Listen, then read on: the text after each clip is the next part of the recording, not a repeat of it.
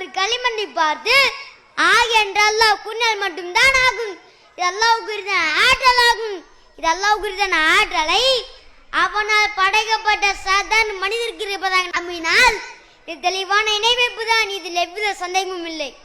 ஒரு மனிதன் இன்னொரு மனிதனை வீழ்த்த வேண்டும் என்று சொன்னால் ஆயுதத்தையோ கரத்தையோ பலத்தையோ பயன்படுத்தினால் மட்டும்தான் முடியும்.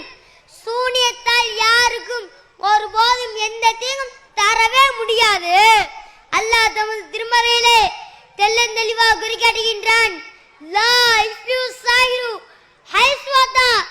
சூனியக்காரன் எப்படி வந்தாலும் சரி ஒருபோதும் ஜெயிக்கவே மாட்டான். இதே வாசகத்தை குர்ஆனில் ஒரு இடத்தில் மட்டும் இல்லை, பல இடங்களில் எல்லாம் தெளிவாக குறிக்காட்டுகின்றான். இருந்தும் குர்ஆனை அறியாத பாமர மக்கள் இது அல்லாஹ்வுக்கு இணைக்கக்கூடிய செயல்தான் என்பதை விளங்கி இணைவைப்பிலிருந்து வெளியே வந்து நரகை விட்டு தம்மை காக்க வேண்டும் என்பதற்காக நமது ஜமாத் சார்பில் தன்னை மிகப்பெரிய சூனியக்காரன் என்னால் இருந்த இடத்தில் இருந்து கொண்டே இன்னொருவரின் கைகளை முடக்க முடியும் என்று சொல்லிக் கொண்டு வந்த அத்தனை சூனியக்காரர்களும் அரைக்கோவில் விட்டு வந்தனர்.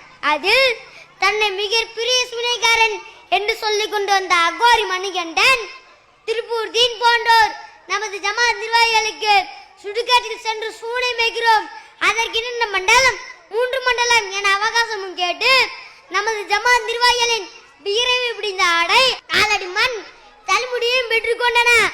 ஆனால் அல்லாஹ்வின் வார்த்தை ஒருபோதும் பொய்யாகாது.